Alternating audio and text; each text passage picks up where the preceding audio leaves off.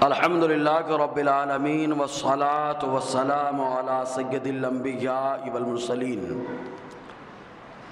وعلی آلہ واصحابہ اجمعین اما بعد فاعوذ باللہ من الشیطان الرجیم بسم اللہ الرحمن الرحیم قل لا اسألکم علیہ اجرا الا المودة فی القربى صدق اللہ مولانا العظیم وبلغنا رسولہ النبی الامین المتین الکریم ونحن على ذلك لمن الشاہدین والشاکرین والحمد للہ رب العالمین۔ السلام علیکم ورحمۃ اللہ وبرکاتہ۔ آئیے کچھ معروضات پیش کیے جائے، اس سے پیشتر حضور صلی اللہ علیہ وسلم کی بارگاہ میں ہدیہ درود و سلام پیش کریں۔ پڑھیں بآواز بلند صلی اللہ علیہ نبی کی وآلہ صلی اللہ علیہ وسلم صلاۃ و سلاما علیک یا سیدی یا رسول اللہ یا حبیب اللہ، صلاۃ دائمۃ بدوام ملک اللہ، صلاۃ باقیۃ ببقاء ملک اللہ، ارواحنا فدا صلی اللہ تعالی علیہ وسلم۔ اس سے پہلے اس موضوع پر کچھ روشنی ڈالی گئی کہ معراج خواب میں ہوئی یا بیداری کی حالت میں، جسمانی ہوئی یا روحانی، اور ابھی اپنے سامنے جو موضوع ہے الحمدللہ آل رسول حضرت امام جعفر صادق رضی اللہ تعالی عنہ کی حیات و خدمات پر ہے۔ اللہ تعالیٰ کا محقق آپ کی خدمات اور آپ کی سیرت پر روشنی ڈالنے کی مجھے توفیق عطا فرمائے۔ حضرت امام جعفر صادق رضی اللہ تعالی عنہ کے نام سے نیاز تو بڑے دھوم دھام سے کرتے ہیں، لیکن اگر ذرا پوچھا جائے کون ہے تو خالی ایک ہی جواب ہوتا ہے، آل رسول ہے بس۔ آل رسول ہونے کے ساتھ ساتھ آپ کا مقام کتنا بڑا ہے اندازہ لگائیں اس بات سے۔ امام اعظم جیسی شخصیت نے آپ کے بارے میں جملہ کہا تھا، لولا السنتان لہلک النعمان۔ 2 سال تقریباً کم و بیش امام اعظم حنیفہ رضی اللہ تعالی عنہ نے حضرت امام جعفر صادق کے پاس رہ کر اکتساب علم کیا تھا، علم حاصل کیا تھا۔ ان 2 سالوں کے بارے میں کہتے ہیں اگر وہ 2 سال نہ ہوتے تو نعمان ہلاک اور برباد ہو جاتا۔ یہ صحبت آل رسول، صحبت فقیہ کا اعتراف حضرت امام اعظم حنیفہ رضی اللہ تعالیٰ عنہ فرما رہے ہیں۔ حضرت امام جعفر صادق رضی اللہ تعالیٰ امام اعظم کے بھی استاذ، سفیان ثوری کے بھی استاذ، اور بڑے بڑے فقہا ربیع وغیرہ جیسی شخصیات ان کے استاد تھے امام جعفر صادق رضی اللہ تعالیٰ عنہ۔ آپ کی ولادت کب ہوئی اس سلسلے میں کئی اقوال پائے جاتے ہیں، لیکن جو جمہور کا قول ہے، پہلے جو اقوال پائے جاتے ہیں وہ سن لیں۔ کچھ لوگوں نے کہا ربیع الاول کی 13 تاریخ کو، اور کچھ لوگوں نے کہا ربیع الاول کی 17 تاریخ کو، لیکن جمہور جس بات پر ہیں وہ یہ ہے کہ حضرت امام جعفر صادق رضی اللہ تعالیٰ عنہ ربیع الاول کی 18 تاریخ کو مدینہ منورہ میں جلوہ افروز ہوئے، مدینہ منورہ میں پیدا ہوئے، اور سن 82 امام اعظم حنیفہ عمر کے لحاظ سے 2 سال بڑے ہیں، کیونکہ سن 80 ہجری میں امام اعظم پیدا ہوئے اور سن 82 ہجری میں حضرت امام جعفر صادق رضی اللہ تعالیٰ عنہ کا تولد ہوا۔ کچھ لوگوں نے سن ولادت کے بارے میں کچھ اور اقوال کیے، جیسے کچھ لوگوں نے کہا سن 80 ہجری میں پیدا ہوئے، کچھ لوگوں نے کہا سن 83 ہجری میں پیدا ہوئے۔ بہرکیف جمہور یہی کہتے ہیں ربیع الاول کی 18 تاریخ سن 82 ہجری کو مدینہ طیبہ کے اندر حضرت امام جعفر صادق رضی اللہ تعالیٰ کی ولادت ہوئی، اور ولادت بھی الحمدللہ آقا علیہ السلام کو بھی ولادت کا جو دن ملا وہ پیر کا دن ملا، اور ان کے نواسے حضرت امام جعفر صادق رضی اللہ تعالیٰ عنہ کو بھی ولادت کا جو دن ملا تھا وہ دن پیر کا دن تھا، دوشنبے کا دن تھا۔ اب بتاؤ، امام اعظم کے بھی استاذ اور ہمارے شجرہ بیعت میں بھی حضرت امام جعفر صادق آتے ہیں، تو پیر کی ولادت کا دن ہو گیا، پیر کی ولادت کا دن ہو گیا۔ اسی لیے الحمدللہ بڑے ادب سے ہم لوگ پیر کا دن کہتے ہیں اس کو۔ حضرت امام جعفر صادق رضی اللہ تعالیٰ عنہ کی ولادت ہوئی، اور آپ کے والد ماجد حضرت امام باقر رضی اللہ تعالیٰ عنہ، باقر ہمارے یہاں مشہور ہے، باقر لفظ نہیں باقر ہے، صادق ناصر ان کی طرح باقر۔ حضرت امام باقر رضی اللہ تعالی عنہ یہ حضرت بیمار کربلا، اور بلفظ دیگر میں تو کہتا ہوں بیمار محبت امام حسین، اگرچہ بیٹے ہیں لیکن ان کی محبت گرویدہ۔ تو حضرت امام زین العابدین علی اوسط رضی اللہ تعالی عنہ کے بیٹے ہیں، اور امام زین العابدین امام حسین کے بیٹے، حضرت امام حسین حضرت علی کے بیٹے۔ اس اعتبار سے امام حسین تک پہنچنے میں حضرت امام جعفر صادق کے خالی دو واسطے، پہلا واسطہ ان کے والد ماجد حضرت امام باقر کا، اور دوسرا واسطہ امام زین العابدین کا۔ پھر حضرت امام حسین تک آپ کا سلسلہ پدری یعنی والد کی طرف سے آپ کا سلسلہ پہنچتا ہے۔ والدہ کی طرف سے آپ صدیقی ہیں، والدہ کی طرف سے صدیقی ہیں، اور والد کی طرف سے علوی سید ہے، فاطمی سید ہیں۔ حضور صلی اللہ علیہ وسلم کی جو نسل حضرت امام حسین سے چلی، ساری دنیا کی نسل چلے تو بیٹوں سے، میرے مصطفیٰ کا معجزہ یہ کہ نسل چلے تو بیٹی سے، یہ بھی حضور کا خاصہ ہے۔ تو امام حسین تک آپ والد کے اعتبار سے پہنچتے ہیں، حضرت علی تک پہنچتے ہیں علوی سید، فاطمی سید، اور والدہ کی طرف سے آپ صدیقی کہلاتے ہیں، کیونکہ آپ کی والدہ ام فروا رضی اللہ تعالی عنہا یہ جو ہیں حضرت ابو بکر صدیق رضی اللہ تعالی عنہ کے دو بیٹے رہے، ایک کا نام عبد الرحمن، بڑے مشہور ہوئے، اور دوسرے بیٹے کا نام محمد، بیٹے کا نام محمد، ایک بیٹے کا نام عبد الرحمن، دوسرے بیٹے کا نام محمد۔ عبد الرحمن اور محمد آپس میں سمدھی بھی ہیں، آپس میں کیا ہیں؟ سمدھی ہیں، کیونکہ حضرت عبد الرحمن رضی اللہ تعالی عنہ کے بیٹے جو قاسم ہیں، محمد کے بیٹے قاسم، ان کا نکاح ہوا عبد الرحمن کی بیٹی اسما سے۔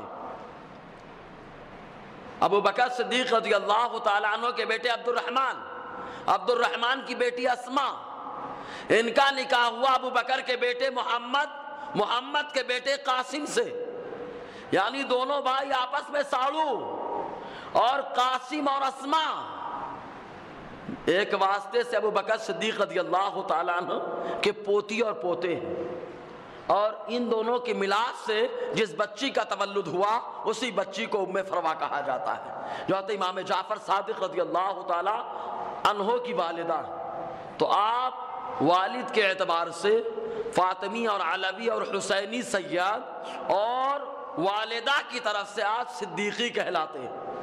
گویا کہ حضرت امام جعفر صادق نے دنیا کو بتا دیا ہم ایسے سید ہیں کہ حضرت علی کو تو مانتے ہیں، لیکن علی رضی اللہ تعالیٰ عنہ کو ماننے کے ساتھ ساتھ ابو بکر صدیق کا خون بھی ہمارے رگوں میں دوڑ رہا ہے۔ یہ سادات کرام ہیں، الحمدللہ سنگم ہیں، صحابہ اور اہل بیت کا سنگم حضرت امام جعفر صادق، جس کا ذہن 14 صدی میں حضرت امام اعظم حنیفہ کی مسلک کو پروان چڑھانے والے امام اہل سنت، تاجدار اہل سنت اعلیٰ علی رحمت الرضوان نے برجستہ کہا، بڑا مشہور شعر، کہتے ہیں اہل سنت کا ہے بیڑا پار، اصحاب حضور نجم ہیں اور ناؤ ہے عطرت رسول اللہ کی۔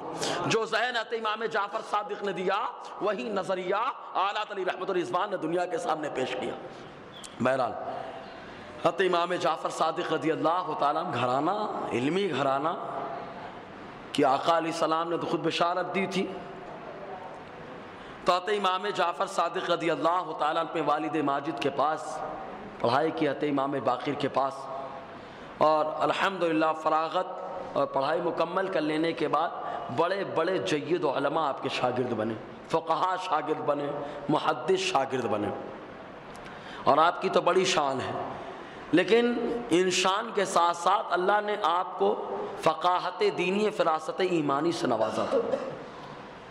ایک موقع پر اپنے شاگرد رشید اور ہم سب کے امام اعظم و حنیفہ رضی اللہ تعالیٰ عنہ سے ارشاد فرمایا، یہ بتاؤ عاقل کون ہوتا ہے، دانشمند اور عقل مند کون ہوتا ہے؟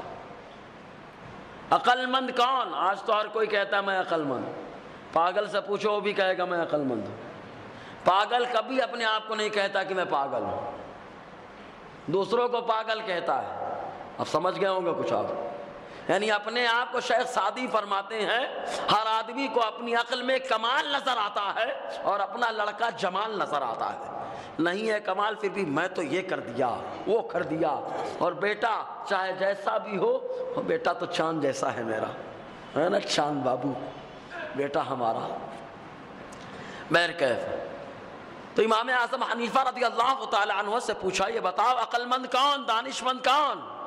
امام اعظم حنیفہ نے عرض کیا، حضور جو خبیث چیز کو خبیث جانے، بری چیز کو بری جانے اور اچھی چیز کو اچھی جانے۔ تو امام جعفر صادق نے ارشاد فرمایا، اگر یہ تعریف ہے عقل مند کی تو جانور بھی عقل مند ہے، کیونکہ جانور کو معلوم ہے جو نقصان دے اس سے بچتے ہیں جانور، اور جو فائدے مند ہے اس کو کھاتے ہیں جانور، ان کو بھی معلوم ہے صحیح کیا ہے غلط کیا ہے۔ اگر صحیح غلط میں امتیاز پر کر لے، اس کا نام عقل مند ہونا ہے، تو جانور بھی عقل مند ہو جائیں گے۔ تو امام اعظم حنیفہ رضی اللہ تعالیٰ جو زبردست فقیہ، جن کا مسلک الحمدللہ ہم لوگ اس کو پروان چڑھاتے ہیں، اور پروان کیا ہم لوگ اس مسلک پہ پروان چڑھے ہیں، تو وہ مسلک کے بانی جب انہوں نے یہ جواب دیا تو امام جعفر صادق نے جو جواب دیا بڑا شاندار، اس جواب کو یوں سمجھیں آپ، پہلے ادھر بعد میں پہلے ادھر دیکھیں۔ اگر ڈاکٹر نے کہا کسی کی عورت امید سے ہو اور آپریشن کی نوبت آ جائے، خدا نہ کرے ایسا ہو، آپریشن کی نوبت آ جائے، ڈاکٹر نے یہ کہا یا تو زچہ بچے گا یا بچہ، یعنی عورت بچے گی یا بچہ، آپ کس کو بچائیں گے؟ بولو نا بھائی، کس کو بچائیں گے؟ عورت کو ساری دنیا بچائے گی، کیونکہ عورت کو ایک زمانے سے اپنے ساتھ میں رکھ رہے ہیں ہم، اس سے انسیت اور محبت ہے، بچے کا چہرہ بھی نہیں دیکھا ہم نے، بچے کا چہرہ بھی نہیں دیکھا ہم نے، اس لیے آدمی بچے کو جانے دے گا اور عورت کو بچانے کی کوشش کرے گا، تو دو بڑی مصیبتیں آ گئیں، دو مصیبتیں آ گئی، لیکن ان مصیبتوں میں ایک مصیبت چھوٹی ہے، ایک بڑی ہے۔ بیوی اگر جائے گی تو بڑی مصیبت، بیٹا جائے گا چھوٹی مصیبت۔ تو امام جعفر صادق رضی اللہ تعالیٰ عنہ نے ارشاد فرمایا، ارے عقل مند وہ ہوتا ہے کہ من ابتلی ببلیتین فیختار ما احونہما، جو دو مصیبتوں میں گرفتار ہو جائے تو بڑی مصیبت کو گلے نہ لگائے بلکہ چھوٹی مصیبت کو گلے لگا لے، وہ آدمی عقل مند ہوتا ہے۔ سمجھ آیا کہ نہیں؟ تو بچے کو جانے دیں، بڑی چھوٹی مصیبت ہے نا، اور بیوی جائے گی تو بڑی مصیبت، تو عقل مند وہ ہوتا ہے جو بڑی مصیبت کی طرف توجہ رکھے، اس کو گلے مت لگائے، گلے کس کو لگائے؟ چھوٹی مصیبت کو۔ یہ ہے امام جعفر صادق رضی اللہ تعالیٰ عنہ کی شان۔ اور میں تو یہ کہتا ہوں آگے آپ نکلے تھوڑا دیکھیں تو نام ہی ہے صادق، صادق مانے سچا، اور صدیقی ہیں آپ والدہ کے اعتبار سے، تو معلوم یہ ہوا آپ صادق اور والدہ کے اعتبار سے صدیقی، اور والد کے اعتبار سے نسب تو حضور تک پہنچتا ہے جو نبی صادق الامین ہے، یعنی آپ بھی صادق، اور والدہ کے اعتبار سے جد کریم وہ صدیق، اور والد کے اعتبار سے آقا علیہ السلام سب سے بڑے صادق حضور صلی اللہ علیہ وسلم۔ بہرحال اسی انداز میں ایک مرتبہ آپ اپنے غلام سے، تمام غلاموں سے مشورہ کرنے لگے اور کہنے لگے ہم لوگ ایک دوسرے کی بیعت کرتے ہیں، ہم لوگ ایک دوسرے کی کیا کر لیں؟ بیعت۔ آج کے دور میں تو بس خالی ہم مرید بنانا جانتے ہیں، مرید ہونا نہیں جانتے ہیں. ہم کو تو خالی مرید بنانا آتا ہے. دے دینا. لیکن آتے امام جعفر صادق رضی اللہ تعالیٰ عنہ نے اپنے غلاموں کو بلایا، بلانے کے بعد ارشاد فرمایا ہم ایک دوسرے کو مرید بنتے ہیں، تو ہمارے مرید بن جائیں، ہم تمہارے مرید بن جائیں. غلاموں نے عرض کیا حضور یہ کیا معاملہ ہے؟ آپ نے ارشاد فرمایا اس لیے تاکہ روز محشر جو نجات پائے گا وہ دوسرے کی شفاعت کر لے گا. جو نجات پائے گا دوسرے کی کیا کر لے گا؟ شفاعت. جملہ دیکھیں زبردست جملہ. غلاموں نے کہا حضور ایک دوسرے کی بیعت کرنے کی کیا ضرورت؟ کہا اس لیے کہ جو نجات پائے گا وہ دوسرے کی شفاعت کر لے گا. تو کہا حضور آپ تو آل رسول ہیں، آقا علیہ السلام کے گلستان کے پھول ہیں، آپ ایسا کہہ رہے ہیں؟ آپ نے ارشاد فرمایا اس لیے تاکہ روز محشر میں اپنے اعمال کی طرف دیکھتا ہوں تو مجھے شرم محسوس ہوتی ہے کہ آقا علیہ السلام کو چہرہ کیا دکھاؤں گا. اللہ اکبر. تقوی و طہارت کے پابند، اللہ تعالیٰ ان کے صدقے میں ہماری گناہوں کو معاف فرمائے. ایک عقیدہ بھی ملا نا. کیا عقیدہ ملا؟ کہ جو نجات پائیں گے دوسروں کی شفاعت کریں گے. اور یہ بتا دیا شفاعت تو آل رسول کریں گے ہی، آل رسول کے ساتھ ساتھ ان کے جو غلام ہوتے ہیں وہ نجات پائیں گے تو وہ بھی شفاعت کریں گے. الحمدللہ ہمیں فخر ہے، ہم غلام آل رسول ہیں. الحمدللہ غلام آل رسول ہیں.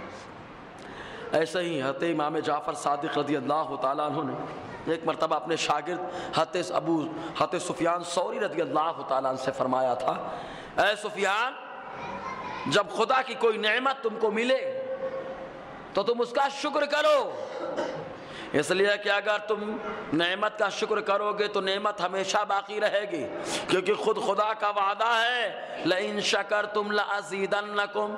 یہ تو اپنے مالیگاؤں کے لیے ضروری ہے. ہر آدمی روتا رہتا ہے. کتنی پگار ہوئی؟ بولے 5000 پگار ہوئی پھر بھی رو رہا ہے. 3000 پگار ہوئی پھر بھی رو رہا ہے. یہ امام صاحب ان کو بھی ملی یہ بھی رو رہے ہیں. سب کا نہ سیٹ بھی رو رہا ہے، مزدور بھی رو رہا ہے، امام بھی رو رہا ہے اور مقتدی بھی رو رہے ہیں. سب رو رہے ہیں. شکر کسی کی زبان سے نہیں نکلتا. حضرت امام جعفر صادق رضی اللہ تعالیٰ عنہ کی زبان سے جملہ نکلا. آپ نے ارشاد فرمایا سفیان اگر تم اللہ کی نعمت کو دیر تک باقی رکھنا چاہتے ہو، سمجھ لینا کاروبار دیر تک تیزاب پکڑے، دیر تک تیز چلے کاروبار، اچھا چلے کاروبار، تو حضرت امام جعفر صادق ذہن دے رہے ہیں. فرمایا سفیان اگر تم چاہتے ہو اللہ کی نعمت دیر تک چلے تو تم اللہ کا شکر ادا کرو، کیونکہ میرے پروردگار کا وعدہ لَإِن شَكَرْتُمْ لَأَزِيدَنَّكُمْ اگر تم لوگ میرا شکر کرو گے تو میں اپنی نعمت میں اور اضافہ کر دوں گا، اور اضافہ کر دوں گا. تو کاروبار تیز ہو جائے تو کیا کرنے کا؟ شکر. بولو نا بھائی کیا کرنا ہے؟ پگار ملی تو کیا کرنا ہے؟ چاہے امام صاحب ہو، چاہے مؤذن صاحب ہو، چاہے مزدور صاحب ہو، چاہے مقتدی صاحب ہو اور چاہے سیٹ صاحب ہو، سب کے لیے شکر کرے، نعمت بڑھ جائے گی، کاروبار اچھا ہو جائے گا. شکر. رونے کا سسٹم چھوڑ دو، آپ رونا ختم کرو. اتنا روتے پوچھو مت. گناہ پر بھی اتنا آدمی نہیں روتا. اللہ سمجھنے کی ہمیں توفیق عطا فرمائے. اس کے بعد ارشاد فرمایا اے سفیان اگر تمہاری روزی میں تنگی ہو جائے، تمہاری روزی کم ہو جائے، اتنی روزی ملے کہ تمہارے لیے کافی نہ ہو، تنگ ہو جائے تو تم کثرت سے استغفار کیا کرو. استغفر اللہ ربی من کل ذنب واتوب الیہ خوب پڑھا کرو، کیونکہ میرے رب کا فرمان ہے اے میرے بندو اپنے رب سے استغفار کرو، کیونکہ جب تم استغفار کرو گے تو وہ غفار ہے اور غفار آسمان سے نعمت کو نازل فرمائے گا. روزی تنگ ہو جائے تو توبہ استغفار کرے، دیکھیں اللہ تعالیٰ آسمان سے نعمتیں نازل فرمائے گا. ایک بار سب لوگ کرے توبہ. استغفر اللہ ربی من کل ذنب واتوب الیہ اشہد ان لا الہ الا اللہ واشہد ان محمدا عبدہ ورسولہ. اس کے بعد پھر ارشاد فرمایا آج کل تو حکومت دیکھ لیں، آپ سمجھ رہے ہیں نا، دیکھ لیں ایسے فیصلے ہوتے ہیں جو ہمیشہ مسلمانوں کے خلاف، مسلمانوں کے خلاف ہمیشہ. اس میں ہمارے لوگ بھی شامل ہیں، بنام حقیقت کچھ نہیں ہے. ان سے اگر پوچھا جائے تو ان کا ایمان ثابت کرنے میں لفڑے میں آ جائیں گے وہ لوگ. ایسے لوگ بھی حکومت کا ساتھ دیتے ہیں. تو آپ نے ارشاد فرمایا تھا بہت شاندار جملہ فرماتے ہیں سفیان جب تم کسی بادشاہ یا حاکم کے پاس جاؤ یا حاکم کا حکم سنو اور وہ ایسا حکم دے جو تم کو غم میں ڈال دے، تکلیف میں ڈال دے، ہم تو یہی حکم سن رہے ہیں جو ہم کو غم میں ڈال رہا ہے، تکلیف میں ڈال رہا ہے، ہماری قربانی لفڑے میں آ رہی، آگے چل کے ہماری مسجدوں پہ حملے ہو رہے ہیں، ایسے ایسے قانون پاس اور ایک مسلمان پھنستا چلا جا رہا ہے۔ تو حضرت امام جعفر صادق کی آنکھیں بہت دور تک دیکھ رہی تھیں، بہت دور تک دیکھ رہی تھی کہ 14 صدی کے بعد ایسا ہونے والا ہے، تو بہت اپنے شاگرد کی طرف اشارہ کر کے بتا کر کے اور اشارہ پوری امت کی طرف کر کے بتایا، کیا بتایا کہ جب حاکم کوئی فیصلہ کرے، کوئی حکم دے جو حکم تم کو غم میں ڈال دے، تو ایسے صورت میں تم اس آیت کی کثرت کیا کرو، خوب پڑھا کرو۔ کیا فرماتے؟ خوب پڑھا کرو لا حول ولا قوت الا باللہ۔ کیا پڑھنے کا؟ لا حول ولا قوت الا باللہ العلی العظیم، کہ جب تم اس کو پڑھو گے تو اللہ تبارک و تعالیٰ کے خزانوں سے اللہ تبارک و تعالیٰ تم کو خوشیاں عطا فرمائے گا، ہے نا؟ یہ پڑھا کرو، فیصلہ ہمارے خلاف ہو گیا، حکم اور آرڈر ہمارے خلاف آ گیا، تو اللہ تعالیٰ نے اپنے بندوں کے ذریعے سے ایسا فارمولہ ہم کو دیا کہ ہم اگر اس کا ورد کریں تو اللہ تعالیٰ ضرور ہم کو خوشیاں عطا فرمائے۔ سب لوگ لا حول پڑھیں، لا حول ولا قوت الا باللہ، لا حول ولا قوت الا باللہ، لا حول ولا قوت الا باللہ۔ ایسے مشکات شریف کے ایک حدیث پاک بھی سن لیں اسی موضوع پہ۔ مشکات کے ایک حدیث پاک ہے کہ حضور صلی اللہ علیہ وسلم نے فرمایا کہ جو لا حول ولا قوت الا باللہ ایک بار پڑھے، ایک بار خالی ایک بار پڑھے تو اللہ تعالیٰ کی جنت کے خزانوں میں سے خزانہ ہے۔ لا حول ولا قوت الا باللہ پڑھنا کیا ہے؟ جنت کے خزانوں میں سے کیا ہے؟ ایک خزانہ ہے۔ اور جو لا حول ولا قوت الا باللہ پڑھے گا اللہ تعالیٰ اس کو 99 بیماریوں سے شفا عطا فرمائے گا۔ لا حول ولا قوت الا باللہ ایک بار پڑھے، خزانہ بھی ملے، خوشی بھی ملے، اللہ تعالیٰ 99 بیماریاں بھی دور فرما دے۔ اور ان 99 بیماریوں میں سے ایک بیماری غم ہے کہ جب بندے کو غم ہو جائے لا حول پڑھ لے، اللہ تعالیٰ غم کو دور فرما دے، غم دور ہو جائے۔ اور یہ بھی ایک حدیث پاک میں آیا، حضور صلی اللہ علیہ وسلم نے فرمایا، مشکات ہی کی حدیث پاک، آقا علیہ السلام فرماتے ہیں کہ جب بندہ ایک بار لا حول ولا قوت الا باللہ پڑھتا ہے، ایک بار پڑھتا ہے، تو اللہ تبارک و تعالی جو اس کی تکلیف ہے اس تکلیف سے بچانے کے لیے 70 دروازوں کو کھولتا ہے، اس تکلیف سے بچانے کے لیے 70 دروازوں کو کھولتا ہے۔ ان میں سے ایک دروازہ فقیری سے بچانے والا ہوتا ہے، محتاجی سے بچانے والا ہوتا ہے، روزی کی تنگی سے بچانے والا ہوتا ہے۔ معلوم یہ ہوا لا حول کی ہم کثرت کریں گے اللہ تعالی ہماری روزی میں برکت عطا فرمائے گا۔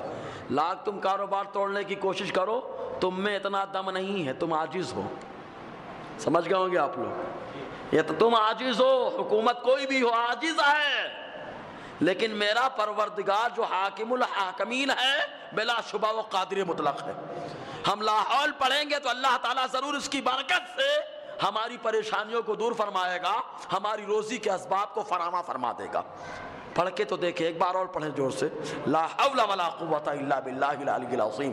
تو حضرت امام جعفر صادق رضی اللہ تعالیٰ عنہ نے زبردست ذہن دیا کہ کاروبار میں برکت کیسے لانا۔ ایسے ہی ایک موقع وہ آیا کہ خلیفہ منصور، ابو جعفر منصور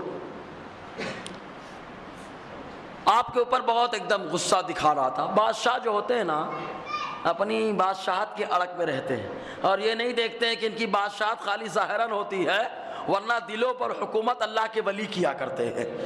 مسلمانوں کو توڑنے کی کوشش ہو رہی ہے لیکن میرے خواجہ کی بارگاہ میں سر بھی جھکا رہے ہیں، مانتے بھی ہیں مسلمانوں کو توڑنا ہے۔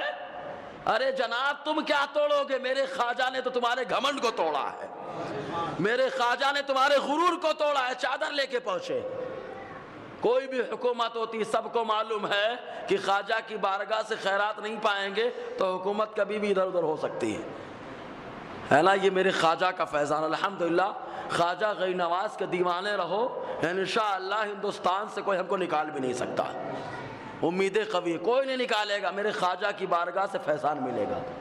لیکن اب تو خواجہ کی بارگاہ کے گستاخ بھی پیدا ہو گئے، بڑے مولانا بنے ہیں بڑھیا پہن وہن کے، معاذ اللہ استغفر اللہ، اپنے عالموں کو نہیں دیکھتے کہ کیا کر کے بیٹھے ہیں، اور بلا وجہ میرے خواجہ کی بارگاہ میں گستاخی کرتے ہیں۔ اور جو ولی کا دشمن ہوتا ہے صراحتاً حدیث بتا رہی کہ اللہ تعالیٰ اس کا دشمن ہوتا ہے، اور جس کا دشمن رب ہو الحمدللہ اہل سنت بھی اس کے دشمن ہے، ہم بھی اس کے دشمن، اللہ تعالیٰ سمجھنے کی توفیق عطا فرمائے۔ تو خلیفہ ابو جعفر منصور بہت تل ملایا ہوا تھا، طیش میں تھا، آگ بگولا، حتی امام جعفر صادق رضی اللہ تعالیٰ عنہ کو بلوایا، اور بلوانے کے بعد بہت طیش میں ایک دم کھڑا تھا، کپ کپا رہا تھا، ایک دم غصے میں زیادہ آدمی ہوتا ہے نا، جو آدمی اپنے پہ کنٹرول نہیں رکھے گا وہ رعایا پہ کیا کنٹرول رکھے گا، وہ رعایا پہ کیا کنٹرول رکھے گا، کپ کپا رہا تھا۔ حتی امام جعفر صادق رضی اللہ تعالیٰ تشریف لے گئے، آپ کی زبان چل رہی تھی، اونٹ ہل رہے تھے، اور آپ کے ساتھ آپ کے شاگرد ربیع بھی تھے، زبردست فقیہ اور محدث ہے، ربیع رضی اللہ تعالیٰ ساتھ میں تھے۔ حتی امام جعفر صادق رضی اللہ تعالیٰ پڑھتے جا رہے تھے، اس کے جب قریب پہنچے تو جو طیش میں تھا اس نے اپنی گدی کو چھوڑ کر حتی امام جعفر صادق کو اس کو بٹھایا۔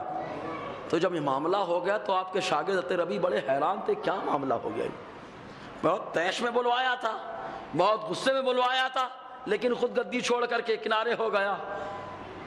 جواب بعد میں اس کا دیا جاتا ہے، لیکن عقلی جواب بھی لے لیں، بلکہ عقلی کیا دل کا جواب۔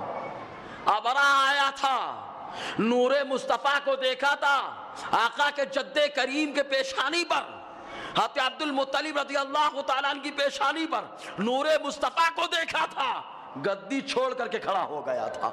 نور مصطفیٰ کی برکت جہاں چمکے اللہ تعالیٰ دوسرے پر رعب داخل فرما دیتا ہے۔ تو حضرت عبد المطلب کے لیے ابرا نے مسند چھوڑ دیا، اور تیری نسل پاک میں ہے بچہ بچہ نور کا۔ حضرت امام جعفر صادق آقا علیہ السلام کی اولاد میں سے ہے، اور نور مصطفیٰ جہاں چپکتا ہے اللہ تعالیٰ دوسروں سے عزت کروا لیا کرتا ہے نا۔ ابرا نے گدی چھوڑ دی تو نور مصطفیٰ کی برکت اب امام ابو جعفر صادق بھی ہے، نور مصطفیٰ کی برکت۔ خلیفہ ابو جعفر منصور نے گدی چھوڑ کے آپ کو بٹھا دیا۔ آپ کے شاگرد نے پوچھا یہ کیا معاملہ حضور؟ آپ نے ارشاد فرمایا یہ میرے جد کریم کی دعا کی برکت ہے، یہ میرے جد کریم کی دعا کی برکت۔ کون جد کریم؟ سید الشہداء عند الفقہاء، فقہاء کے نزدیک جو سید الشہداء حضرت امام حسین رضی اللہ تعالیٰ نے، ان کی دعا کی برکت۔ کہا کون سی دعا؟ تو جس کا مفہوم ہے آپ نے فرمایا یہ دعا کہ اے اللہ ان آنکھوں کے صدقے جو سوتی نہیں ہیں، مصطفیٰ سو جاتے ہیں، دل بیدار رہتا ہے، آنکھیں مخلوق کے اوپر اور امت کے اوپر لگی رہتی ہیں۔ تو انہوں نے دعا کی، عربی میں دو مصرے تھے شعر کے، جس کا مطلب یہ ہے کہ اے اللہ تو معین و مددگار ہے، اپنے مصطفیٰ کی برکت سے دشمن پر مدد فرمانے والا ہے۔ فرماتے میں نے یہ دعا پڑھ لی، اللہ تعالیٰ نے اس کی برکت سے اس کے دل پر رعب کو پیدا فرما دیا ہے نا۔ حضرت امام حسین رضی اللہ تعالیٰ عنہ کا دی ہوئی یہ دعا ہے۔ ایسے ہی ایک مرتبہ ابو بصیر زبردست عالم ہیں، مکہ مکرمہ میں حضرت امام جعفر صادق رضی اللہ تعالیٰ عنہ تھے۔ ابو بصیر رات میں انہوں نے ان کی کنیز تھی باندھی سے ہم بستر ہو گئے، نہانے کی حاجت تھی، سویرے اٹھے تاکہ نہا لیا جائے اس کے بعد جایا جائے۔ سویرے اٹھے نہانے کے لیے، پہلے جیسے الگ الگ حمام ہوا کرتے تھے، گھروں میں نہیں، بادشاہ لوگ الگ الگ حمام بنوا دیا کرتے تھے، تو حمام میں جا رہے تھے وہ نہانے کے لیے، سویرے کا وقت تھا، جا رہے تھے، لوگوں کو دیکھا ایک جماعت جو ہے چلی جا رہی ہے امام جعفر صادق کا تذکرہ کرتے ہوئے، ان کے دل میں محبت پیدا ہو گئی کہ آل رسول کی زیارت کرنے کے لیے جماعت جا رہی ہے، لہذا میں بھی ان کے ساتھ چلا جاؤں۔ انہوں نے غسل کو ملتوی کیا، چلے گئے ساتھ میں، گئے، جانے کے بعد امام جعفر صادق کے پاس جب پہنچے تو پہنچنے کے بعد حضرت امام جعفر صادق نے ابو بصیر کی طرف توجہ کی اور ارشاد فرمایا ابو بصیر جب نبیوں کی بارگاہ میں جاتے ہیں، جب انبیاء کی بارگاہ میں جاتے ہیں یا انبیاء کی اولاد کی بارگاہ میں جاتے ہیں تو ناپاک نہیں جاتے ہیں، ہونا یہ چاہیے تھا کہ تم غسل کر کے آتے۔ اللہ اکبر، یہ دیکھو جو اللہ کا ولی ہوتا ہے حالت کو کیسے دیکھ رہا ہوتا ہے، یہ بھی تو غیب دانی ہے، الحمدللہ۔ اسی انداز میں حضرت امام جعفر صادق رضی اللہ تعالی عنہ کو ایک موقع پر رہتے نا کچھ بادشاہ اور حکومت، جو آدمی پاورفل ہوتا ہے اس کے کچھ چمچ بھی رہتے ہیں، وہ نہیں سمجھتے چمچ ہمیشہ مارا جاتا ہے، اس کا کام خالی ادھر ادھر پھینکنا اس کا، تو دو چار چمچ رہتے ہی ہیں۔ تو آتے امام جعفر صادق رضی اللہ تعالیٰ جو نام کے بھی صادق اور کام کے بھی صادق، ہمیشہ راست گوئی۔ چنانچہ آپ کا معاملہ یہ ہوا کہ ایک مرتبہ ایک چغل خور اور فتنہ پرداز، فتنہ انگیز اور بہتان تراش آدمی نے خلیفہ ابو جعفر منصور کو آپ کے خلاف ورغلا دیا۔ خلیفہ ابو جعفر منصور آپ کے خلاف ایک دم طیش میں آ گیا، اور آنے کے بعد امام جعفر صادق کو بلوایا، آپ بھی چلے گئے۔ جب وہاں پر گئے تو ابو جعفر منصور نے کہا کہ آپ نے میرے بارے میں ایسا ایسا کہا ہے۔ حضرت امام جعفر صادق نے فرمایا نہیں، میں نے تو نہیں کہا کچھ، میں نے کچھ نہیں کہا۔ تو اس نے کہا نہیں، آدمی نے شکایت کی ہے۔ کہا بلاؤ اس کو۔ بلایا گیا، وہ سامنے آیا تو جھوٹی قسمیں کھانے لگا، اور قسم بھی کیسے کھا رہا ہے، ایسے قسم کھا رہا ہے، قسم اس خدا کی جس نے آسمان اور زمین کو پیدا کیا اور غیب اور شہادہ کا جاننے والا ہے، ایسے اس نے قسم کھا لی۔ امام جعفر صادق رضی اللہ تعالیٰ نے ارشاد فرمایا یہ ایسے قسم نہ کھائے، جیسے میں قسم کھلواؤں ویسے قسم کھائے، جیسے میں قسم کھلواؤں ویسے یہ قسم کھائے۔ تو بادشاہ نے کہا ٹھیک ہے، ویسے قسم کھلوائیے۔ آپ نے کہا کہو ایسے کہ میں اللہ کی ضمانت میں قسم کھاتا ہوں، میں اللہ کی ضمانت میں قسم کھاتا ہوں کہ امام جعفر صادق کے بارے میں جو میں نے کہا ہے وہ سچ ہے۔ پہلے تو ڈرا کہ کہیں کچھ ہو نہ جائے، تو ڈرا کیا بلکہ حقیقت کو دیکھ لیا تھا، جاکنی کے موقع پہ سب نظر آتا ہے، دیکھ لیا تھا، ڈرا۔ لیکن اب بادشاہ کا خوف تھا، سامنے کنواں پیچھے کھائی، اگر جھوٹ بولے گا تو بادشاہ گردن مارے گا، قسم نہیں کھائے گا تو بادشاہ گردن مار دے گا، اور قسم کھا لے گا تو پروردگار عالم ابدی نیند میں سلا دے گا۔ معاف لیا تھا اس نے، تو اس نے ایسے ہی قسم کھائی اللہ کی ضمانت میں میں قسم کھاتا ہوں کہ امام جعفر صادق رضی اللہ تعالیٰ عنہ کے بارے میں جو میں نے کہا وہ سچ ہے۔ جب اتنا کہا تو حضرت ربیع فرماتے ہیں جو حضرت امام جعفر صادق کے شاگرد ہیں، فرماتے فوراً گرا، اور گرنے کے بعد اس کے بدن سے روح نکل گئی، انتقال کر گیا۔ بڑے لوگ پریشان ہوئے، کیا معاملہ ہے قسم کھانے کی وجہ سے؟ تو لوگوں نے حضرت امام جعفر صادق سے پوچھا یہ کیا معاملہ ہے؟ حضرت امام جعفر صادق رضی اللہ تعالیٰ عنہ نے ارشاد فرمایا یہ جیسے قسم کھا رہا تھا نا، ایسے اگر کوئی قسم کھاتا ہے تو اللہ کی تعریف ہوتی ہے، اور اس تعریف کی وجہ سے عذاب ٹال دیا جاتا ہے۔ عذاب کیا ہوتا ہے؟ ٹال دیا جاتا ہے، کیونکہ اس نے تعریف کی اللہ تعالیٰ کی۔ لیکن جیسے میں نے قسم کھلائی ویسے اللہ تعالیٰ کا عذاب فوراً آ جاتا ہے، تو اس نے قسم کھایا اور اللہ تعالیٰ کا عذاب اس کے اوپر آ گیا۔ یہ حضرت امام جعفر صادق رضی اللہ تعالیٰ، یہی سے معلوم ہوا آپ بھی مستجاب الدعوات ہیں کہ جو دعا کرتے ہیں اللہ تعالیٰ آپ کی دعاؤں کو قبول فرما لیتا ہے۔ یہی وجہ کہ ایک موقع پر ایک شخص آئے، انہوں نے کہا اے امام جعفر صادق آپ مجھے میرے واسطے دعا کر دیں، اللہ تعالیٰ مجھے کئی بار حج کی سعادت نصیب فرمائے، کئی بار حج کرنے جاؤں۔ حضرت امام جعفر صادق نے بارگاہ خداوندی میں دعا کی ہے مولا ان کو 50 بار حج کی سعادت نصیب فرما۔ آپ نے دعا کی، حضرت ربیع فرماتے ہیں جن شخص نے دعا کی درخواست کی تھی اللہ تعالیٰ نے ان کو 50 مرتبہ حج کی سعادت سے مالا مال فرمایا۔ یہ حضرت امام جعفر صادق رضی اللہ تعالیٰ عنہ کی ذات ہے۔ ایسے ہی اور بہت سے واقعے ہیں، لیکن جو کچھ اصلاحی باتیں بھی پیش کرنا ضروری ہے۔ اچھا یہ بتائیے جو تاریخ جس کی ہو اس تاریخ میں نہ ہم لوگ فاتحہ کرتے ہیں؟ بولو بھائی بولو، تیز سے بولو پہلے۔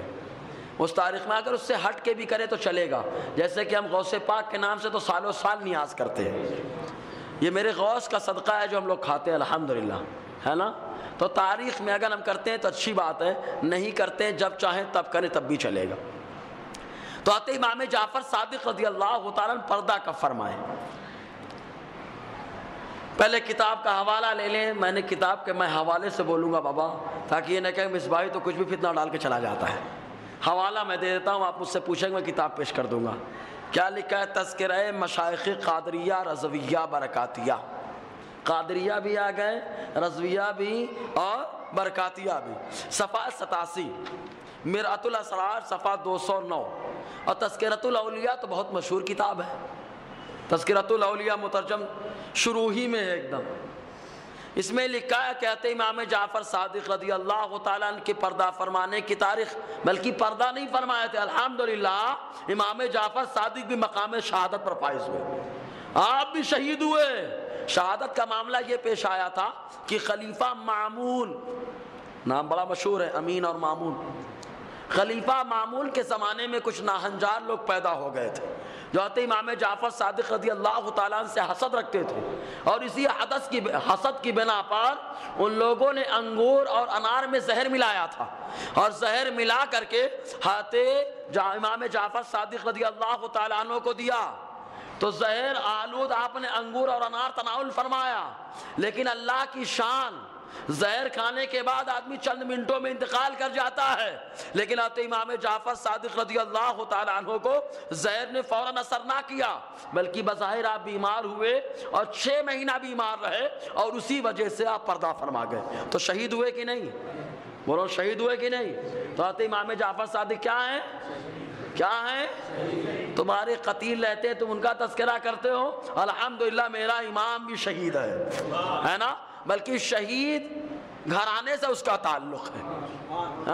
آقا بھی شہید، علی بھی شہید، امام حسین بھی شہید، اور ان کے پوتے امام جعفر صادق بھی شہید ہیں. الحمدللہ. تو 15 رجب، کتنی رجب کو پردہ فرمائے؟ بلکہ شہادت ہوئی کتنی رجب کو؟ 15 رجب سن 149. جنت البقیع میں مزار پر انوار ہے، جنت البقیع میں آرام فرما ہوئے. تو 15 رجب کو پردہ فرمایا نا، آپ شہید ہوئے نا، تو اب 22 کو کیوں نیاز؟ الحمدللہ ہم سنی، ہم نے کہا نا ہم آل رسول کو بھی مانتے ہیں، صحابی رسول کو بھی مانتے ہیں. ہم 22 کو کیوں کرتے ہیں اس کی وجہ سنیں. میرا جو نظریہ ہے، الحمدللہ میری جو سوچ، ہم 22 کو کیوں کرتے ہیں؟ کیوں؟ ہم آل رسول کو بھی مانتے ہیں، صحابی رسول کو بھی مانتے ہیں. ہم نے دنیا والوں کو بتایا 22 تاریخ حضرت امیر معاویہ کے پردہ فرمانے کی تاریخ، تو ہم لوگ اس دن ایصال ثواب کرتے ہیں تاکہ دنیا والوں کو معلوم ہو جائے ہم صحابی رسول کو بھی مانتے ہیں اور آل رسول کے بھی غلام ہیں. اعلیٰ دونوں کے نام سے نیاز کرتے ہیں. الحمدللہ حضرت امام جعفر صادق کے بھی نام سے نیاز کرتے ہیں، اور کس کے نام سے؟ حضرت امیر معاویہ، حضرت امیر. انشاءاللہ اگلے ہفتے انہی کی شخصیت پر گفتگو ہوگی، آئیں گے نا پہلے سے انشاءاللہ. آج ضرورت اس بات کے کہتے ہیں امیر معاویہ کی شان بتائی جائے. ان کی شان بہت ضرورت ہے بتانے کی، کیونکہ تقیہ باز ہمارے درمیان بہت موجود ہیں جو سنی بھائیوں کو ورغلانے کی کوشش کرتے ہیں. اللہ تعالیٰ ان تقیہ باز رافضیوں سے میں بچنے کی توفیق عطا فرمائے. تو 15 کو امام جعفر صادق شہید ہوئے، اور 22 کو ہم کیوں کرتے سمجھ میں آیا نا. لیکن نیاز میں چند قیدیں رہتی ہمارے یہاں. بولے پوری کھیری بنے گی، اس کے علاوہ کچھ نہیں بنے گی. انڈا پکوا لیے، بولے ارے انڈا، گوشت بنوا لیے تو ایک دم گوشت اس دن بلکہ بکتا ہی نہیں ہے. صحیح بول رہا ہوں نا؟ کوئی لے کے جلدی آتا ہی نہیں بابا. گوشت انڈا اللہ خیر کرے بنا نہیں سکتے. کیوں نہیں بنا سکتے؟ نیاز ہے نا امام جعفر صادق کی. امام جعفر صادق آل رسول ہے کہ نہیں؟ اور غوث پاک کون ہے؟ بولو آل رسول ہے کہ نہیں؟ تو غوث پاک کے نام سے تو خوب سمجھے، کچھ بریانی پلاؤ سب اس میں کیا کیا رہتا ہے سب سمجھ رہے نا. تو گوشت بناتے ہیں مست، وہاں نیاز میں سب چل رہا ہے، یہاں کیوں نہیں چل رہا ہے بھائی؟ بولے آتے امام جعفر صادق کو پوریاں بہت پسند تھیں. اولاً حوالہ پیش کرنا پڑے گا. پوریاں بہت پسند تھیں.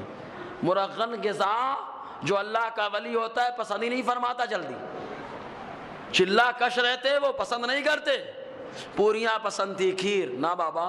اللہ سمجھنے کی توفیق عطا فرمائے. تو گوشت بھی بنا سکتے ہیں اور انڈا بھی، بلکہ ہر حلال غذا پر نیاز دلا سکتے ہیں آپ امام جعفر صادق کی.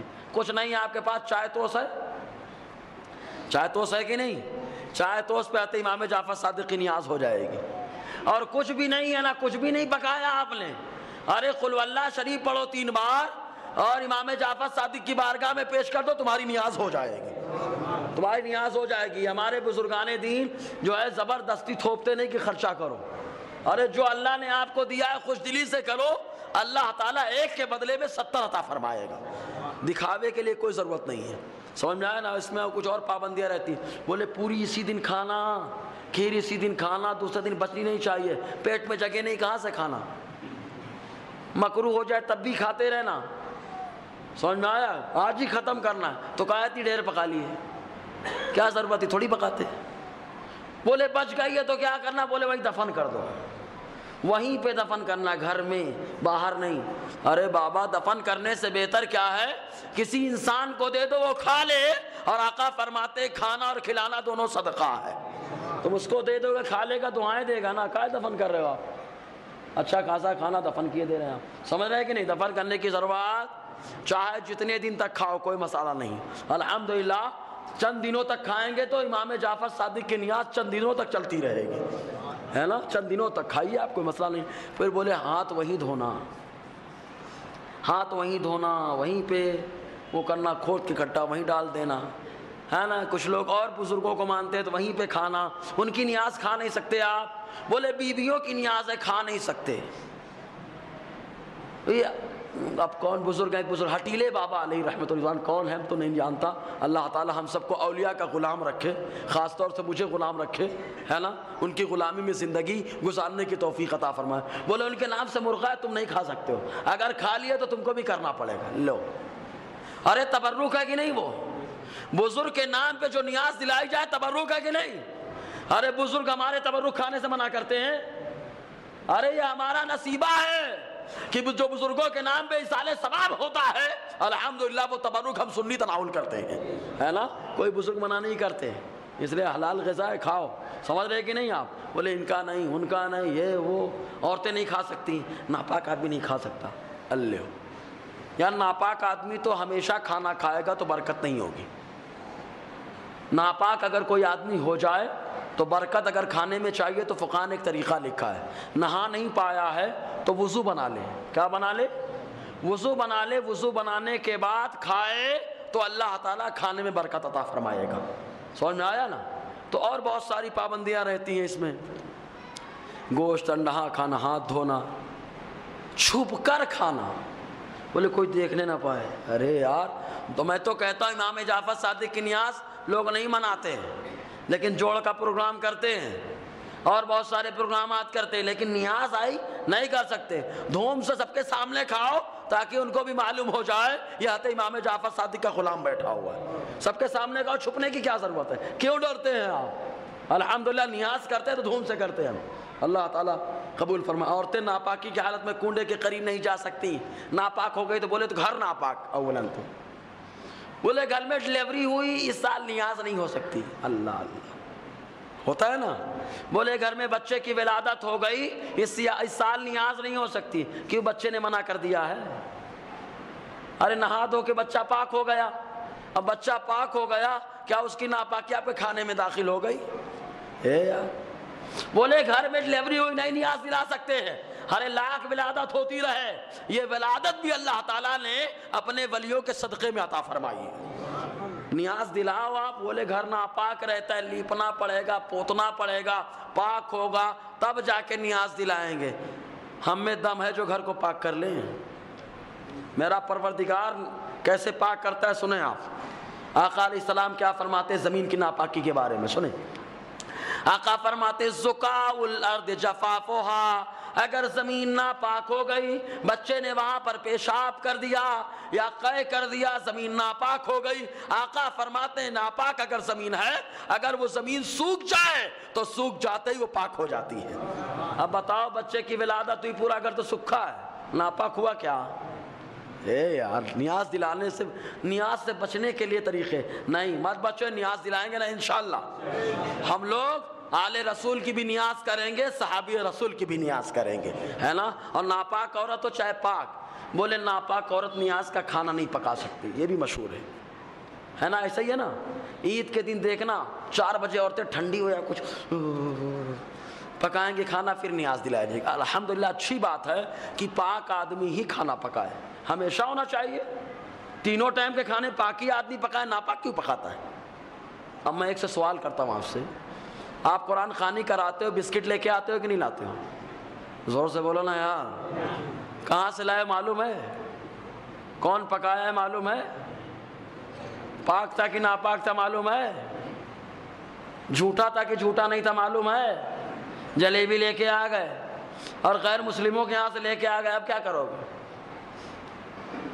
کچھ سمجھے آپ؟ ایسا مت کام کرو کہ آپ پہ اعتراض آ جائے، ہے نا؟ ناپاک بھی پکا سکتے ہیں، ناپاک عورتیں بھی کھانا پکا سکتی ہیں، چاہے نیاز کی ہو اور چاہے یہ نیاز کی ہو، کھانے کا ہو چاہے نیاز دلانے کا، ہر کھانا پکا سکتے ہیں، لیکن بہتر کیا ہے؟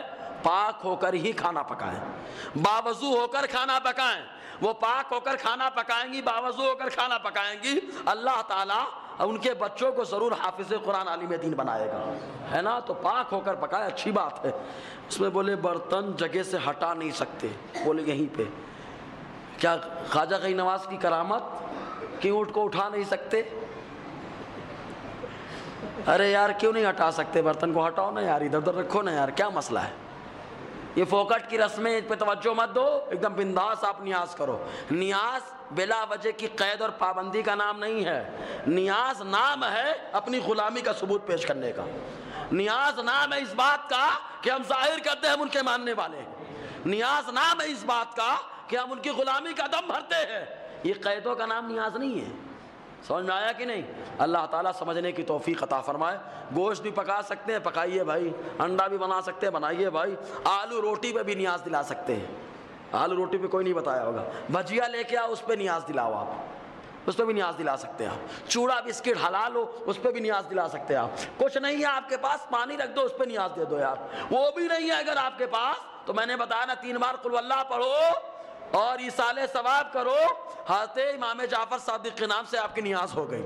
سمجھ میں آیا نا؟ اللہ تعالی ہمیں کہنے سننے زیادہ عمل کرنے کی توفیق عطا فرمائے۔